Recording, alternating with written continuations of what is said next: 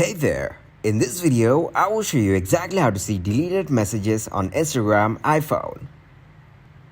First of all, open up the Instagram app. After opening the Instagram app, click on your profile icon from the bottom right corner. Then tap on Menu from the top right corner and go into Your Activity. Scroll down in Your Activity and click on Download Your Information. Then click on Request to Download.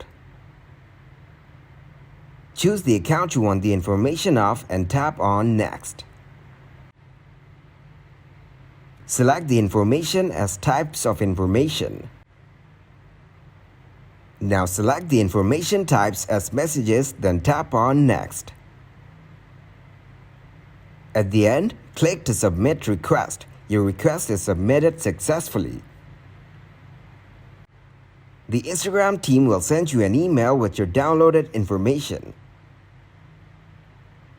Thank you very much for watching, and don't forget to like the video and subscribe to the channel.